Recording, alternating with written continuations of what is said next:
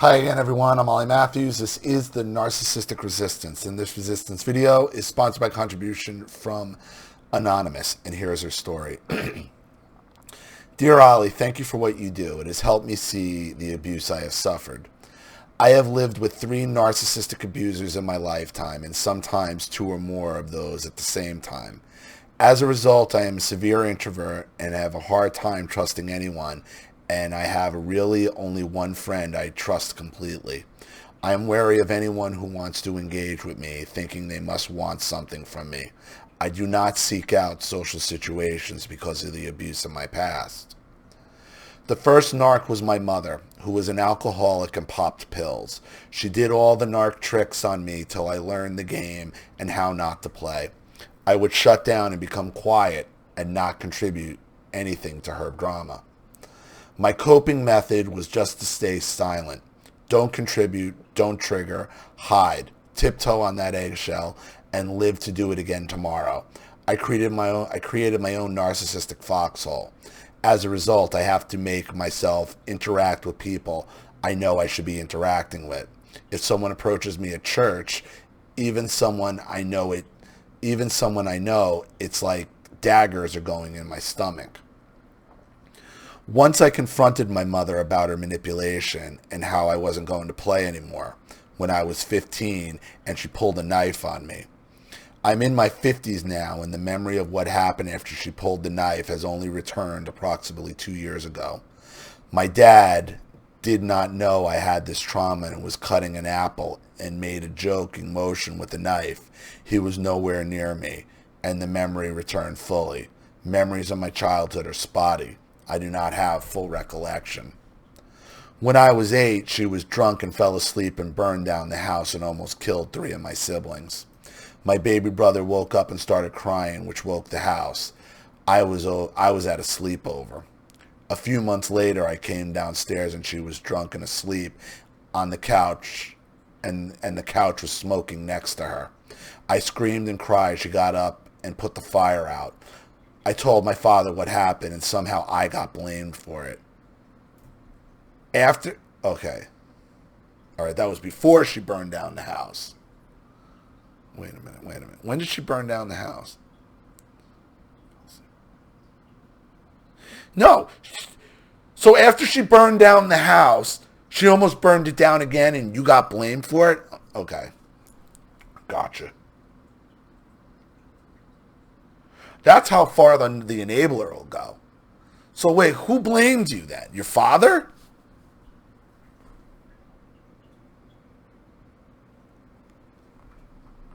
So your father allowed your mother to burn the fucking house down. She nearly burns it down again. And he blames you instead of her. That is a dedicated flying monkey. That is a dedicated enabler right there, boy. When my dad couldn't take it anymore, they divorced. Mom used us kids as pawns to torture Dad. She even worked diligently to turn us against our father. My narc sister lived with Dad, so I wasn't around her much until recently. When Mom left, she came back to the state where Dad's mom, I'll call her Bess, was living. Mother had supposedly loaned Bess a set of golf clubs, but Bess thought they were a gift. My mother wanted the sticks back, no matter the cost. My mother and her mother, I'll call her Lynn, plotted together on how to get the golf clubs back, but didn't make me privy to any of it. I was just supposed to ask to borrow the sticks so Mom could use them and they would be returned.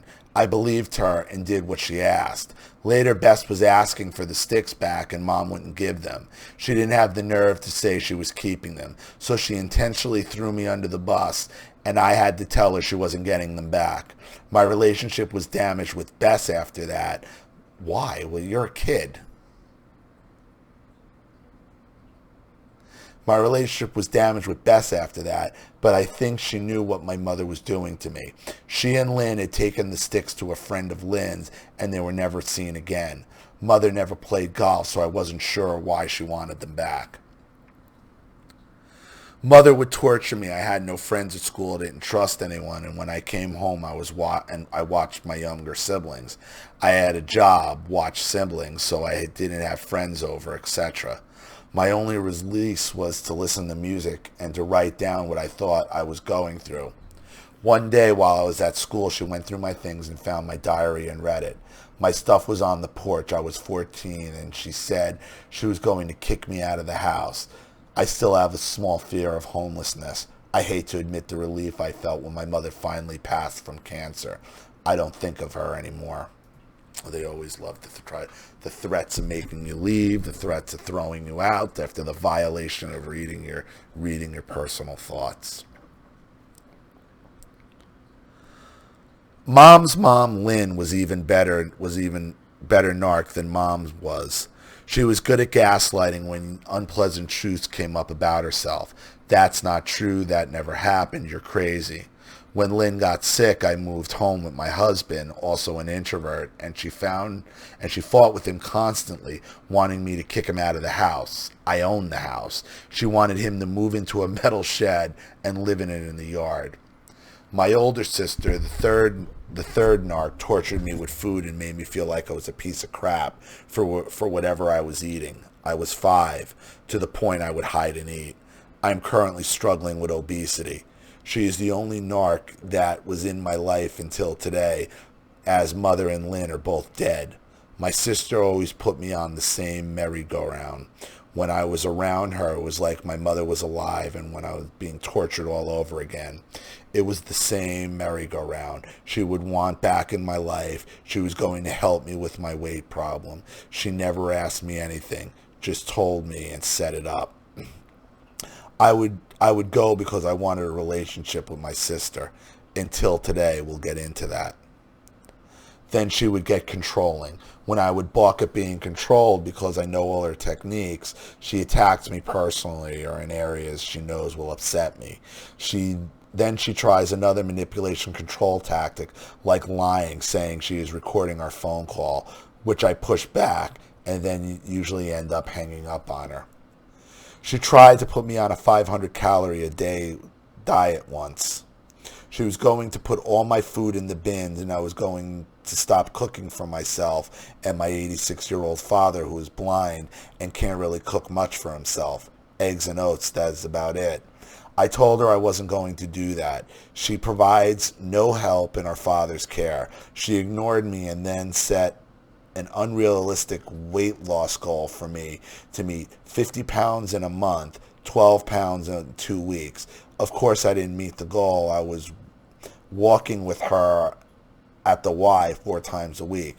So I was attacked as a piece of crap on a personal level. When she said she was recording me, I would not take the phone calls from her. She emailed me a sappy, let's work this out, and I briefly gave in because I think her marriage is failing. She is in her 8th marriage. Well, no wonder she's so fucking involved in destroying your life. Why would you take any advice from her whatsoever? When 8 marriages, how could her life be anything other than a train wreck? Why would you take advice from a narcissist when you know their life is a train wreck?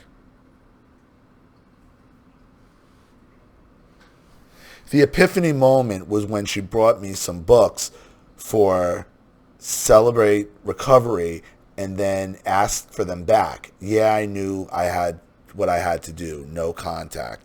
I remember this behavior from before. Right. The carrot on the end of the string. The carrot on the end of the string. And your problem is food was a carrot at the end of the string for you, much like it was for me. And once you become an adult and an introvert and you can have access to food, we don't stop.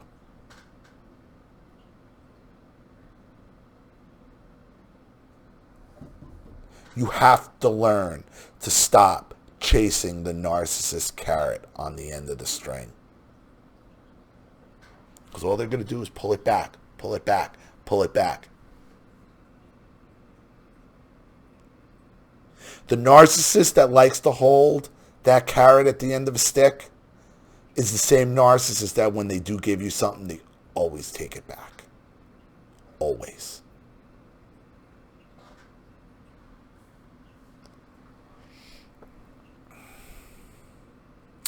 She's called me names like shit starter because I told her she has no right to keep my brother's driver's license from him after she put him under 24-hour observation in a mental asylum.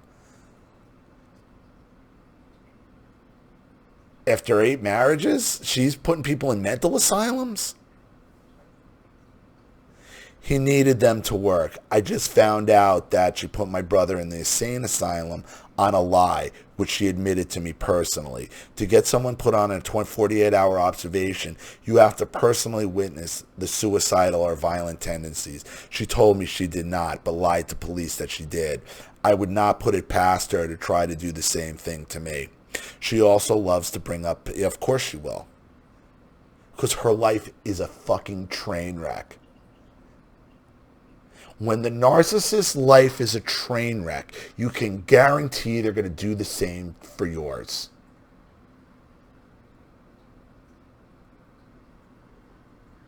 They're not going to help. How do you expect anybody, somebody like this, to help anybody when their life is such a train wreck? She also loves to bring up past events, things said or done 30 plus years ago to make me look like crap in family emails or messaging groups. Every email, every response should be, how many marriages are you up to? 8? 8? How many? 8. 8. Shut the fuck up. Shut the fuck up.